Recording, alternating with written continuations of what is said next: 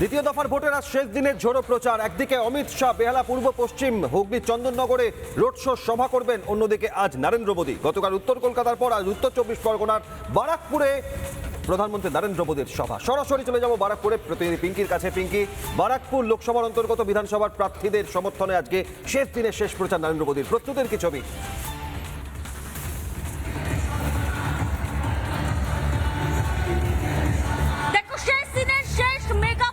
নরেন্দ্র মোদী এবং প্রধানমন্ত্রীর সভাকে কেন্দ্র করে বাড়তি উত্তেজনা, বাড়তি নিরাপত্তা। গতকাল জগদ্দলে যে ঘটনা ঘটে, সে জগদ্দলের মাঠ থেকে মাত্র 700 মিটার দূরে রয়েছে এই সভা। তাই তো আজকে সকাল থেকে তল্লাশি থেকে শুরু করে সকাল থেকে একেবারে চেকিং, নিরাপত্তা একেবারে চূড়ান্ত। ছবিটা আগে দেখাই তোমাকে। মঞ্চ এই মুহূর্তে প্রস্তুত এবং সেই মঞ্চে ইতিমধ্যেই দফায় দফায় এসপিজির তরফ থেকে চেকিং চলছে। পুলিশ প্রশাসনের তরফ থেকে বারবার আমি দেখতে পাচ্ছি dog squad, sniffer dog, bomb squad এসে বারবার বিভিন্ন যে সভাস্থল সেগুলো চেকিং চালাচ্ছে।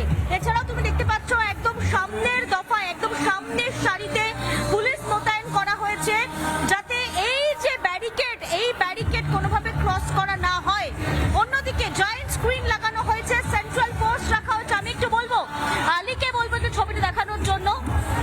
সেন্ট্রাল ফোর্স প্রত্যেকটা বাঁকে সেন্ট্রাল ফোর্স মোতায়েন করা হয়েছে।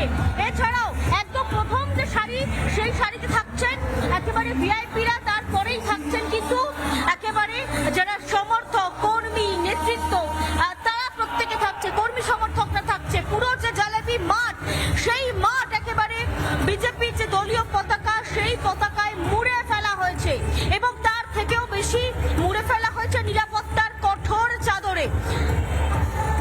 এই যে জায়গা, সেই জায়গায় যারা আসছেন, যারা কর্মী, সমর্থক, নেতৃত্ব, যারাই আসুন না কেন, কেউ জল আলাদা করে আনতে পারবেন না, ছাতা আনতে পারবেন না।